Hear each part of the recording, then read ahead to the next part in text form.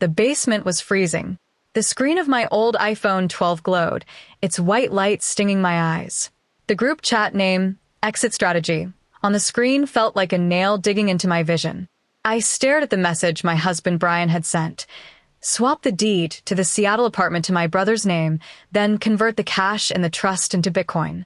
I plugged the phone into charge, stuffed it back into the old snow boot, and pressed it down with a top cardboard box.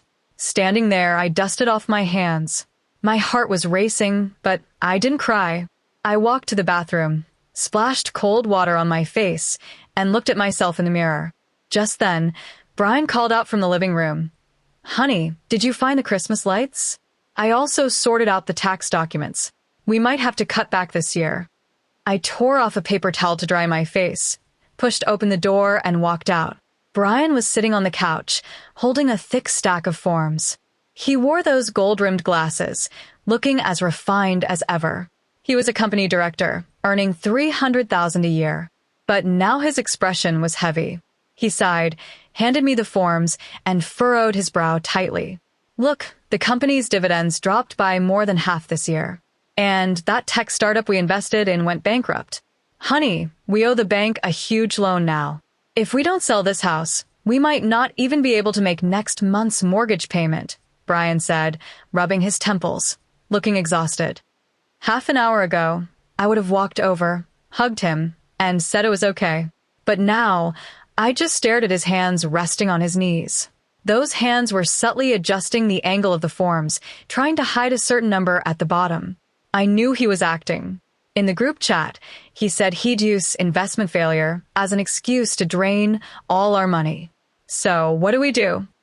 I looked down at the floor, lowering my voice to sound helpless. Our daughter still needs to go to private kindergarten. If we sell this house, where will we live? Brian immediately stood up, came over, and put his arm around my shoulder. His palm was a bit cold. He said, "I've already scoped out a place. There's an old neighborhood in the suburbs where the rent is only a quarter of what we pay now. The house is a bit dated, but it'll get us through this. Our daughter can go to public school for now. Honey, I'm sorry you have to go through this with me." As he spoke, his eyes sparkled with barely concealed excitement. He thought I'd taken the bait. He thought he could move me into a rundown rental while sneaking off with the millions he'd transferred to live the good life with his mistress. I took his hand off my shoulder.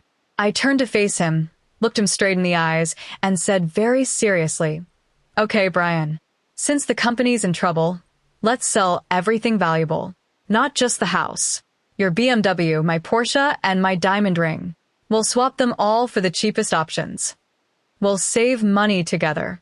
Brian's body visibly stiffened. His glasses slid down a bit, and he didn't push them back up.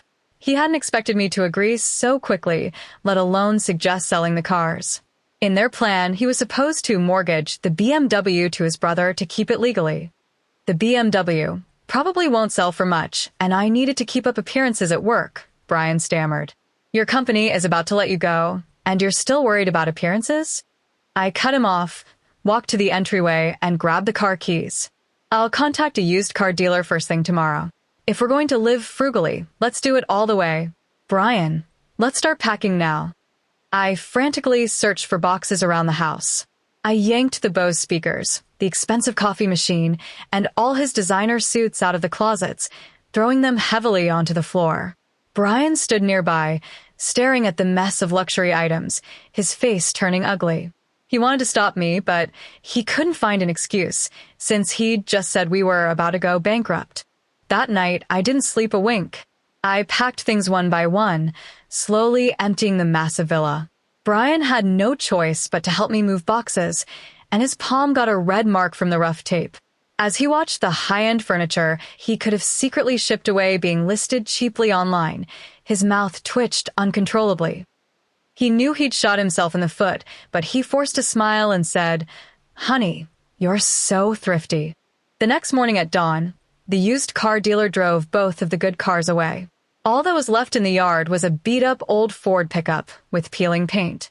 Brian had been forced to buy it for $2,000 just to keep up the act. We loaded the truck bed with plastic bins and drove toward that rundown suburban neighborhood.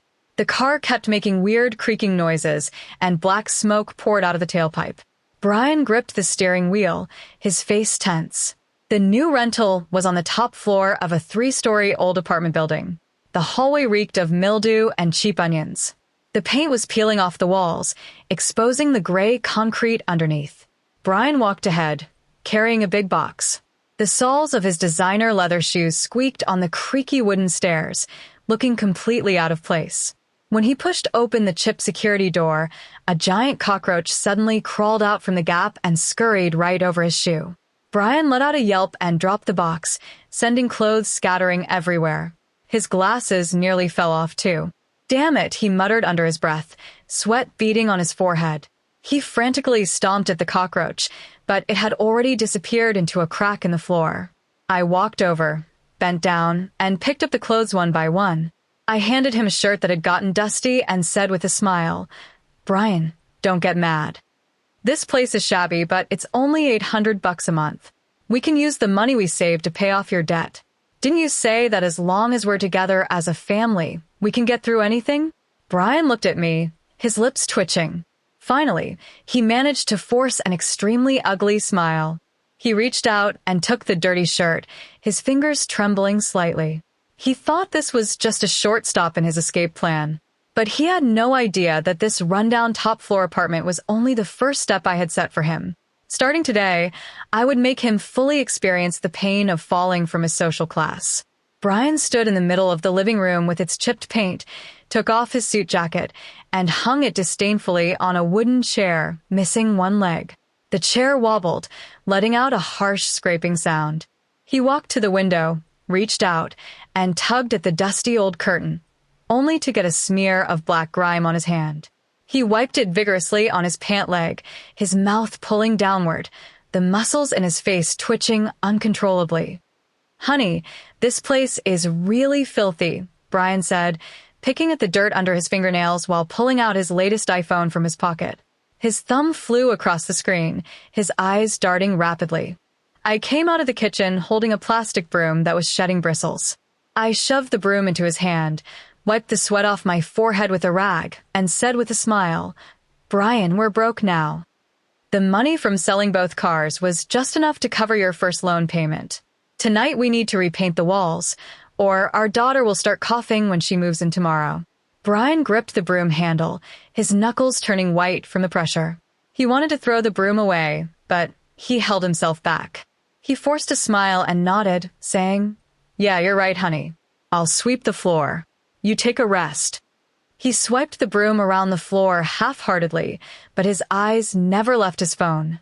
I knew who he was messaging.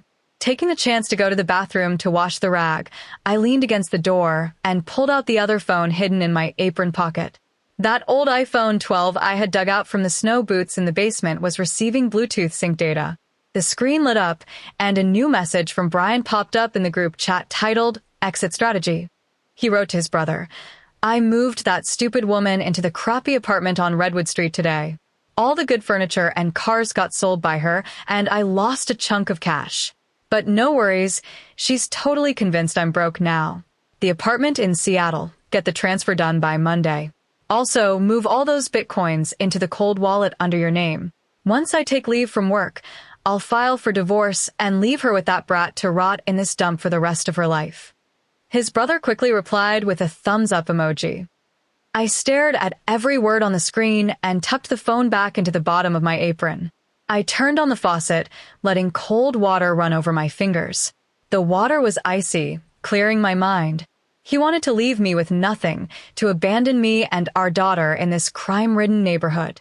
I pushed open the bathroom door and walked out. Brian was sitting on that wobbly chair, his tie twisted and crooked. His eyes were closed, as if every second spent in this room was torture.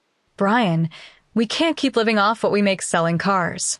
I walked up to him and spread an old newspaper on the table. I saw in today's paper that Pioneer Investment is hiring a senior compliance consultant. I'm planning to go for an interview tomorrow. I spent 4 years on Wall Street. I know this business inside and out. Brian's eyes snapped open. His glasses slipped down a bit as he stared at me in disbelief. He leaned forward, his hands pressing down on his knees. You're going to work? Then who's going to take care of our daughter? And you've been out of the workforce for 5 years. You don't understand the financial system anymore. Brian's voice rose, carrying a barely concealed panic. Of course he was panicking. Pioneer Investment was his company's biggest rival, and the two firms were currently battling for the largest pension fund custody project in the country. Our daughter can go to the free daycare at the community center. Brian, you're under so much pressure right now. I have to help share the load. I've already sent in my resume, and their HR told me to come in for an interview at 10 tomorrow morning. I pressed my hand down on the newspaper's job ad, locking eyes with him. Brian's throat bobbed up and down. He took off his glasses, wiped the lenses with the corner of his shirt, clearly racing to think of a count move. He put his glasses back on, stood up, took my hand, and his voice turned unusually tender. Listen to me, honey. Pioneer Investment is a shell company with a terrible reputation. You'll get scammed if you go there. If you want to make money, why not just work as a cashier at the corner supermarket? It's close to home, and you can still take care of our daughter. As he spoke, he gently stroked the back of my hand, trying to use that old coaxing tactic to get me to give in. I pulled my hand out of his grip and kicked the trash can by the table over to his feet. I've made up my mind, Brian. I'm going first thing tomorrow. You're heading to the office tomorrow to explain the dividend cut to your boss, right? Let's each do our part. Brian's face looked sallow under the dim old light bulb. He sat back down in that beat-up chair and started frantically texting on his phone.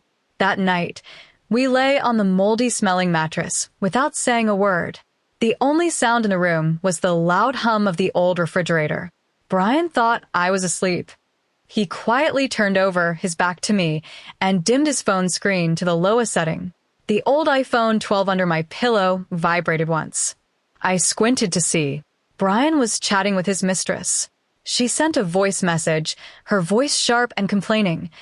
Brian, when are you moving out of that dump? The Hermes bag I ordered has arrived. It costs $20,000. Why is your supplementary card frozen?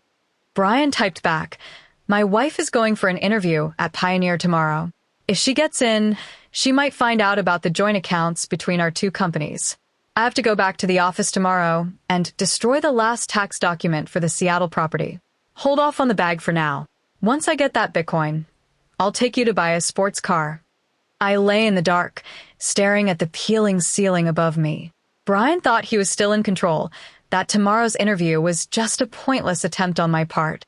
He had no idea that the CEO of Pioneer Investment was my classmate from Columbia University. And that interview invitation? I sent the email myself the night I found that old iPhone in the basement. The next morning, Brian got up before dawn. He didn't even shave properly, wore a wrinkled shirt, and drove off in that beat-up Ford pickup. The engine sounded like a tractor, echoing through the residential buildings on Redwood Street. I put on the black suit I had hidden at the bottom of an old box. It had been 5 years, but it still fit perfectly. I stood in front of the cracked mirror and tied my hair into a clean, neat ponytail.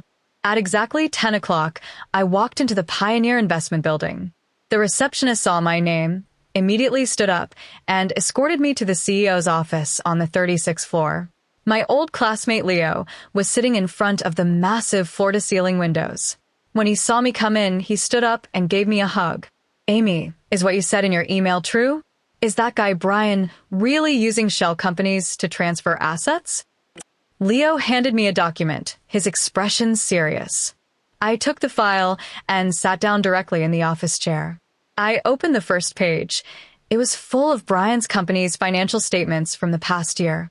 It's not just about moving assets, Leo. I pointed to a few numbers at the bottom of the report, my voice flat. He's helping his brother cook the books. Look here, every month, a fixed sum flows to Seattle. He came back to the office today to destroy these records. If Pioneer Investment wants that pension fund project, this is Brian's company's biggest weakness. Leo looked at me, a glint of approval in his eyes. He leaned against the desk, arms crossed. Amy, what position do you want? Senior Compliance Director. I want to personally handle this bid project. I closed the file with a crisp snap. No problem. You start this afternoon. As I walked out of the office with my employment contract, sunlight streamed through the glass, hitting my suit. I pulled out my old iPhone 12 and saw another message in the group chat. Brian had texted his mistress. All the records are burned. No evidence left. That stupid woman is probably crying on her way back from a failed interview. I smirked, took a screenshot of the message on the old phone, and saved it to my new work email. Brian, your good days are over. At 4 o'clock on Friday afternoon, I sat in my private office on the 36th floor of Pioneer Investment, holding a freshly brewed black coffee. On my desk lay a newly printed business card with my name and new title, Senior Compliance Director. The old iPhone 12 on the corner of the desk suddenly lit up, buzzing continuously. I set down my coffee cup and reached for the phone. In the Exit Strategy group chat, Brian had sent another message, a location pin for an upscale French restaurant downtown. Then he texted his brother. I've set up a meeting with Lisa. I've been eating cheap frozen food in that crappy apartment every day, and I'm dying for something decent. Tonight, I'm treating myself and explaining the Seattle property deed to her, so she stops nagging me about buying bags. I stared at the restaurant name and slammed my coffee cup back onto the desk. The black liquid sloshed, splattering a few drops onto the white nameplate. I picked up the desk phone and dialed Jenny, the new HR assistant. Jenny was a fresh hire I'd personally interviewed and approved. Her college best friend happened to be Lisa's close confidant. Jenny, do-me a favor. I wiped the coffee stain off the desk with a tissue, speaking quietly into the receiver. Have your friend pass a message to Lisa. Tell her that Brian actually owns a fully paid luxury home in Seattle, but the deed is in his ex-wife's name. He's just using Lisa as a free tool to move assets. Jenny murmured her agreement on the other end. I hung up, changed out of my work suit, and pulled a plain gray hoodie from my bag. I tousled my hair, took the elevator downstairs, hailed a taxi, and headed straight for that rundown apartment on Redwood Street. Pushing open the apartment door, I was hit by an even stronger smell of mold. Brian had already left. His expensive suit jacket was no longer on the chair. In the trash can on the floor lay half a cold sandwich, the mayonnaise dried and yellowed. I walked into the bedroom and retrieved Brian's work laptop from under the mattress. He thought I didn't know his password, but his typing habits had given it away long ago. I quickly entered his first love's birthday combined with his lucky number, and the screen lit up. I slipped on a pair of transparent latex gloves and started scrolling through his corporate WeChat chat logs. Suddenly, a new email notification popped up in the bottom right corner of the screen. It was a private message from his company's finance director. Brian, have you double-checked the core bid documents for this pension fund custody project? Pioneer Investment has been watching too closely. Our pricing files are on that encrypted portable hard drive you have. Don't let anything go wrong before Monday's bid meeting. My hand froze over the mouse. Brian had been helping his company cook the books, and this project's core bid was his only chance to turn things around and score a huge commission. If he helped the company win this bid, he'd get the so-called true love support from his mistress and then dump me for good. Suddenly, heavy footsteps echoed outside the door, accompanied by the creak of old wooden stairs. I immediately closed the laptop, unplugged it, and stuffed it back under the mattress.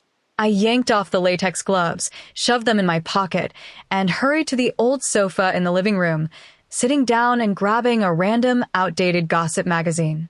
The security door was flung open, but instead of Brian, it was Lisa who walked in, her face twisted with rage.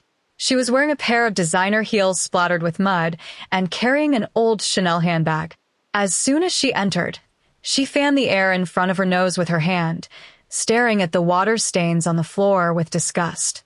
So you're Amy?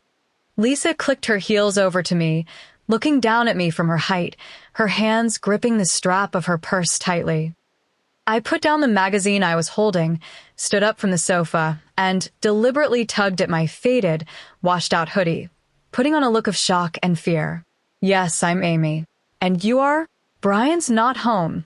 He went to the office to work overtime, I said, taking a step back, my heel bumping into the wobbly chair. Overtime? He's lying through his teeth. Lisa slammed her bag heavily onto the rickety wooden table with a loud bang. He promised me dinner tonight at a French restaurant downtown. I just got a call from my best friend saying Brian owns a fully paid-off apartment in Seattle, and it's in your name. He's been crying poor to me every day, saying his cards are frozen, making me move into this roach-infested dump with him, and all along he left the luxury place for you? Lisa's face was flushed red, veins bulging on her neck. Her nails dug deep into the leather of her bag, deforming it. I watched her angry face, feeling completely calm inside, but I deliberately covered my mouth with my hand and took another step back. What apartment in Seattle? I don't know anything about that. Brian said our family went bankrupt and we owe the bank a lot of money. This crappy place. He begged his brother for weeks just to rent it. Are you a coworker of Brian's? Coworker? I'm his soon-to-be wife. Lisa paced furiously around the living room, her heels making the old floorboards creak like they were about to break. She suddenly stopped, staring intently at the bedroom door. Is his computer in there? He let it slip once that all the confidential bidding documents for his company's current project are on his portable hard drive. If he dares to lie to me, I'll make sure he never gets back on his feet. Lisa pushed me aside and charged into the bedroom like a madwoman.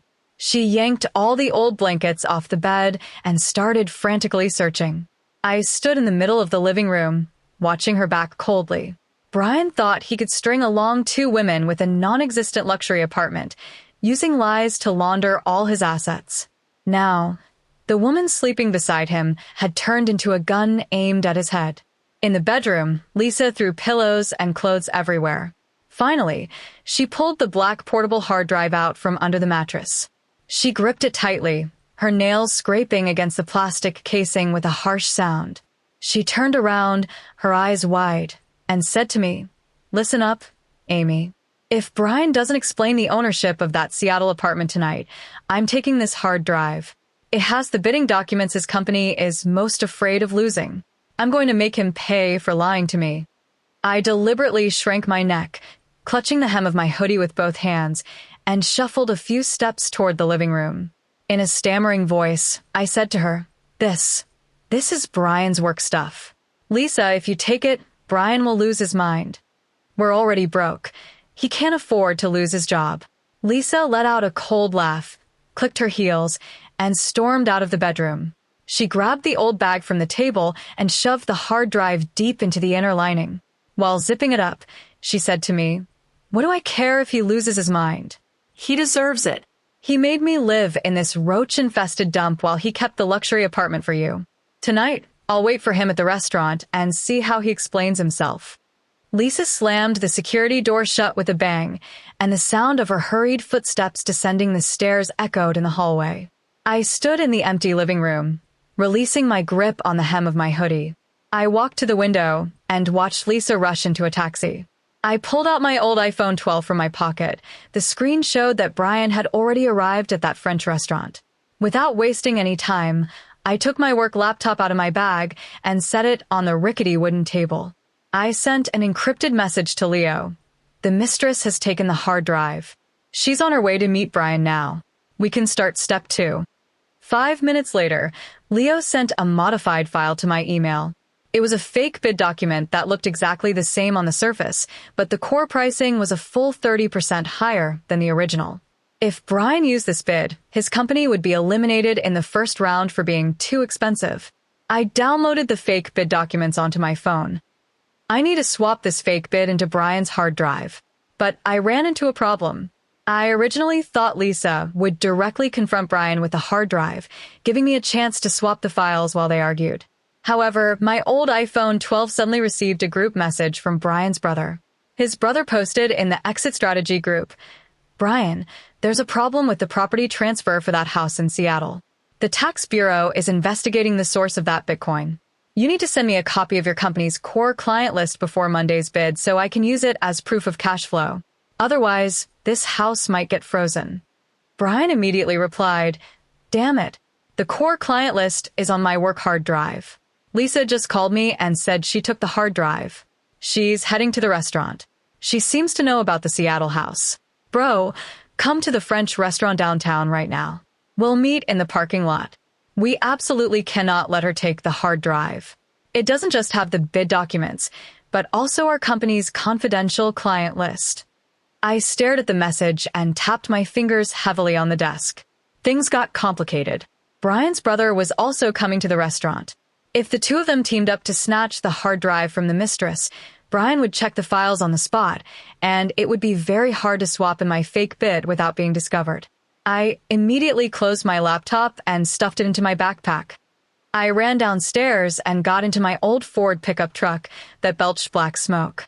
The junker roared to life with a deafening noise.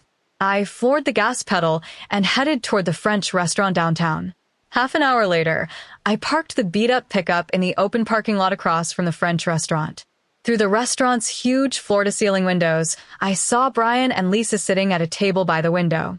An expensive bottle of red wine sat on the table, but both of their faces looked terrible. Lisa slammed her old Chanel handbag onto the table, her lips moving rapidly. Clearly, she was loudly interrogating Brian. Brian kept wiping sweat from his forehead, his gold-rimmed glasses sliding down to the tip of his nose as he kept explaining something to Lisa. Just then, a black Mercedes sedan pulled up next to my beat-up pickup. Brian's brother stepped out of the car. He was wearing a high-end suit, carrying a briefcase, and walked toward the restaurant entrance with a grim expression. I watched his back, pulled out my old iPhone 12 from my bag, and used Brian's WeChat account to send an anonymous text to Lisa. Lisa, Brian is lying to you. He actually called his brother to the restaurant, and they planned to forcibly snatch the hard drive from your bag in the parking lot.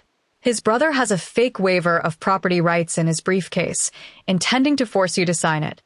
After sending the text, I stared intently at Lisa through the window. Lisa's phone vibrated. She picked it up and glanced at it, her face instantly turning pale. She suddenly looked up and saw Brian's brother pushing open the restaurant door and walking in. Lisa completely lost it.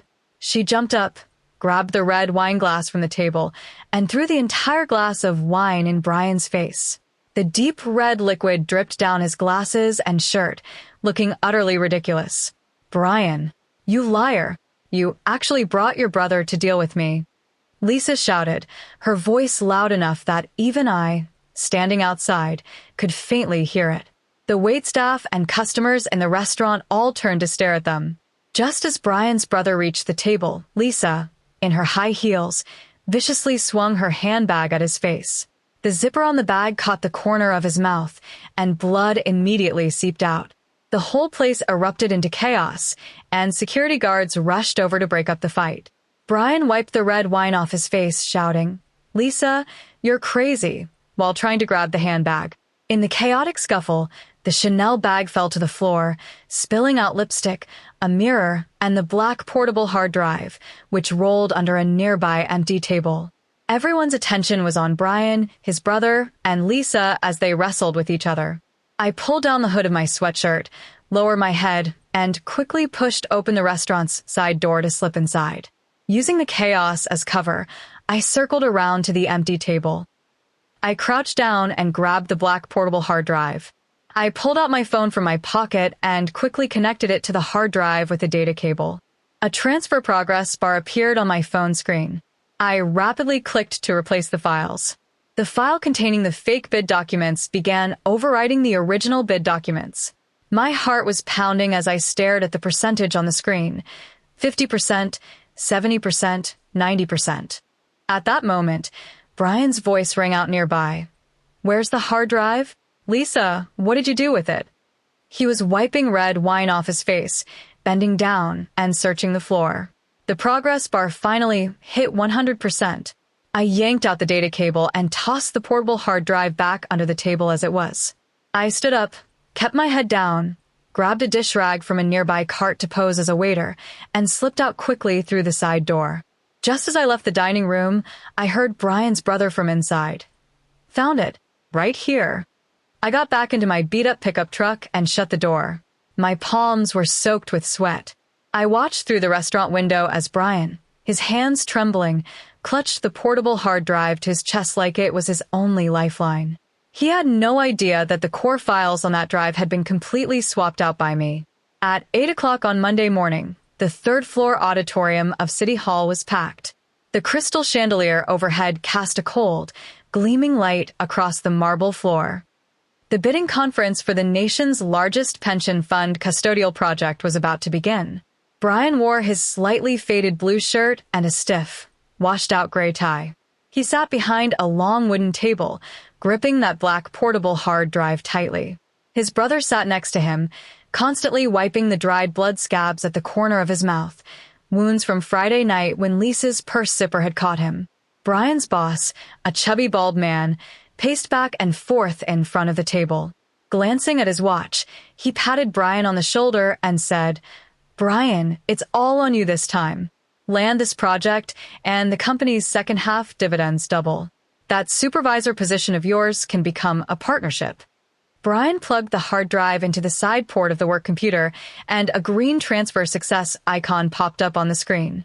He turned to his brother, gave him a wink, and lowered his voice. "Don't worry, bro. The transfer fee for that house in Seattle. Once the bid passes tonight and the commission hits my account, I can pay it all off. That stupid woman's still waiting in that crappy apartment for me to come home and eat leftovers." His brother chuckled, holding his ribs, and nodded. I walked in through the VIP entrance on the side of the auditorium, wearing a brand-new, tailored navy blue suit and black high heels. Leo walked to my right, holding a blue folder from Pioneer Investments. I went straight to the center seat in the front row of the judges' panel. In front of me was a stainless steel nameplate with my new title printed in bold black letters, Chief Compliance Officer, Pioneer Investments. Brian was adjusting his wire-rimmed glasses, head down. When he heard the sound of high heels clicking on the marble floor, he instinctively looked up. His glasses slid straight from the bridge of his nose to above his lips. He didn't bother to fix them. Instead, he braced both hands on the edge of the table and shot to his feet. The movement was so abrupt that the wooden chair behind him let out a piercing screech. "Amy, what are you doing here?" Brian's voice pitched high, sounding especially odd in the quiet auditorium. His boss shot him a harsh glare and tugged at his sleeve, signaling him to sit down. Brian didn't sit. He stared at the Pioneer Investments badge on my suit pocket. He turned around, frantically tapping on his laptop keyboard, a fine sheen of sweat breaking out on his forehead. He clearly couldn't figure out why the wife, who was still in a shabby apartment yesterday, wearing an old hoodie and making a fuss over a cockroach, was now sitting on the judging panel for the nation's largest financial project. A chime sounded from the speakers at the front of the auditorium. The bidding officially began. According to the draw order, Brian's company was first to present. Brian carried his laptop to the center of the podium, his legs a bit unsteady, his shoes scraping loudly against the floor as he walked. He connected the computer to the big screen and placed the black portable hard drive in the most prominent spot on the podium. "Esteemed judges, this is our company's final bid and compliance proposal for this pension fund project." Brian's voice echoed through the auditorium via the microphone, tinged with a tremor. He reached out and clicked on the file labeled Final Version. On the massive projection screen, dense rows of numbers appeared. The 3 veteran fund auditors sitting next to me had been sipping coffee. When they saw the numbers on the screen, they all set down their cups at once. One older man took off his reading glasses, rubbed his eyes vigorously, and turned to look at me. Brian continued reading from the PowerPoint. "Our custodial management fee rate is..." "Hold on, Mr. Brian." I pressed the microphone switch in front of me. My voice carried through the speakers across the entire auditorium. Brian's voice cut off abruptly. His fingers, gripping the edge of the podium, began to tremble. "Are you sure this is your company's final offer?" I tapped the table in front of me with my fingers. "Your rates are a full 30% higher than the preliminary review last month. Based on this number, the pension fund would be paying your firm an extra $40 million in unjustified costs every year. Do we look like fools to you?" A buzz of murmurs immediately rose from the audience.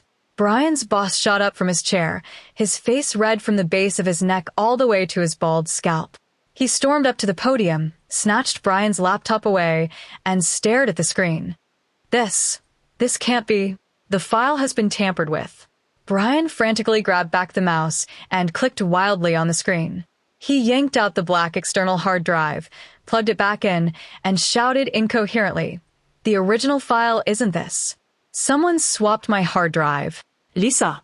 It must be that bitch Lisa. He completely lost control on the podium.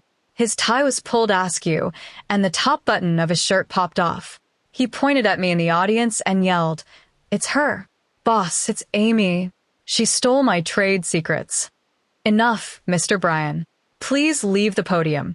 Leo stood up and waved his hand. 2 building security guards immediately walked onto the stage and grabbed Bryan by the arms, one on each side. "Due to malicious price inflation and suspected commercial fraud, I hereby announce that Bryan's investment firm is permanently disqualified from bidding and placed on the National Financial Industry Blacklist." I turned off the microphone and closed the blue folder in front of me. Bryan's boss, in front of all the media, snatched the work badge from Bryan's neck and flung it hard into his face. The plastic card left a white scratch mark on Bryan's cheek. "You're fired, Bryan. Expect a lawyer's letter. You're not getting out of paying a single cent of the company's losses." The boss threw out those words and walked off without looking back, followed by the finance director. Bryan collapsed like a pile of mud on the floor beside the podium. His brother had already slipped out the main door, not even daring to give him a ride. I stepped down from the judge's table and walked over to him. I looked down at him from above. I pulled out the old iPhone 12 from the inside pocket of my suit jacket and dropped it onto his knee. The phone screen was lit, showing the screenshots of his discussions with Lisa and his brother about how to leave me with nothing and force me into that rundown apartment on Sequoia Street. Bryan stared at the old iPhone, his lips trembling uncontrollably.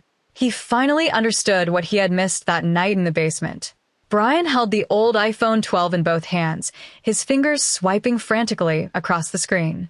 His fingernails were filled with black dust from the auditorium floor, leaving dark smudges all over the display. He looked up at me, his lips bloodless and quivering, his throat making raspy sounds, but he couldn't utter a single complete word. The competitors who had come for the bidding were slowly filing out of the auditorium. Every single person deliberately took a wide detour around Bryan, their eyes full of contempt and disgust. His company's finance director and a few security guards stood by the podium, tossing Bryan's personal belongings from the table one by one into a cheap plastic bag. I didn't look at him again. I turned around and walked out of the auditorium in my heels. Leo held open the door of the black executive sedan for me outside. I got into the car, rolled down the window, and watched the City Hall building shrink in my view. I told the driver to take me straight back to Sequoia Street. Pushing open the door of that rundown apartment, the musty smell was even stronger than last week. A fine layer of dust floated in the air, twisting in the sunlight streaming through the broken window. I walked into the living room and set my backpack on the wobbly wooden table. My daughter's stuffed animals were still in the corner of the old sofa. I walked over, picked up the gray teddy bear, missing one ear, dusted it off, and put it into my bag. Suddenly, heavy footsteps came from the stairs, accompanied by the creaking sound of old wood about to break. The footsteps were slow, each one as if dragging a chain weighing dozens of pounds. The security door was pushed open with a harsh scraping sound. Bryan stood at the doorway. His blue shirt was soaked through with sweat and red wine stains, clinging to his back. His once neatly combed hair was plastered in strands against his forehead. He was holding the cheap plastic bag with his personal belongings, which contained his gold-rimmed glasses with one missing lens and the black external hard drive I had swapped the files on. He looked at the bag in my hand, then at the much cleaner sofa. He tossed the plastic bag he was holding onto the floor. It split open on impact, and the contents spilled out with a clatter, rolling everywhere. "Amy, are you happy now?" Bryan strode up to me. His eyes were bloodshot, his hands clenched into tight fists, the veins on the backs of his hands throbbing. "I lost my job, and the company is going to sue me. My brother just blocked my number. He transferred the deed to that Seattle apartment directly to an overseas buyer and moved all the Bitcoin out. I don't have a cent left. Are you satisfied?" I took a step back, my lower back pressing against the edge of the wooden table. I looked at him, my face expressionless. I pulled a thick stack of documents from my backpack and laid them flat on the battered table. "Sign it, Bryan." I placed a black pen next to the papers. Brian lowered his head, his eyes fixed on the bold text at the top of the document. Agreement for divorce and complete asset separation. Custody goes to you, and the old house back home is yours too? What about me? Brian let out a sudden laugh, a sound like a duck with its neck caught. He pointed a trembling finger at the mold-infested room. The bank just texted me. My credit score dropped to the lowest tier. Not a single bank in the entire country will issue me a new credit card. I can't even buy a gallon of milk at the grocery store. Every apartment management company has rejected my rental application. I have nowhere to go except this $200 a month dump. As he spoke, he kicked a nearby wobbly chair. The leg snapped clean off with a crack, and the chair toppled onto the water-stained floor. This was your plan all along, wasn't it? Brian leaned in, the sour stench of red wine wafting off him. You pretended not to know anything, and made me move here. You just wanted to see me living in this garbage heap. My right hand slipped into my suit pocket, touching the cold shell of the old iPhone 12. I pulled the phone out and set it gently next the agreement. You picked this apartment for your brother yourself. You forced me and our daughter to move in here.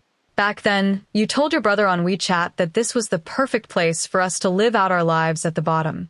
I spoke in a calm, steady voice. Now it belongs to you.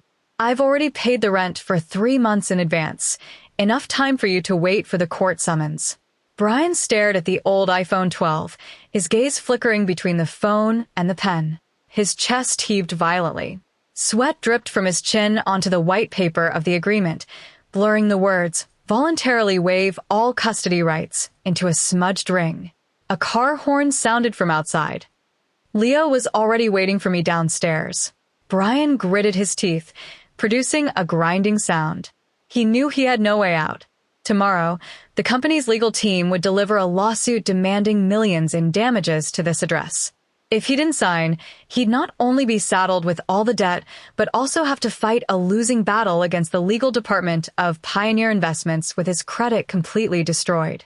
His hand trembling, he reached out and grabbed the black pen. His fingers went white from the pressure as he scrawled his name at the bottom of the agreement, the letters crooked and uneven. After writing the last letter, Brian threw the pen with force. The tip hit the wall, leaving a black streak. He seemed to collapse, all the strength draining from him as he slid down the table leg to the floor, sitting amid the mess that had spilled from the plastic bag. I picked up the signed agreement and put it in my backpack. Then I tucked the old iPhone 12 inside as well and zipped the bag shut. I turned and walked out of the living room in long strides. When I stepped onto the street of Sequoia Avenue, the sunlight hit my face. I opened the car door and slid into the back seat of the executive sedan. The car pulled away slowly. I looked up through the window. The Pioneer Investments office on the 36th floor reflected the blinding sunlight, while the low, moldy, dilapidated apartment was forever buried in the immense shadow of the towering skyscrapers.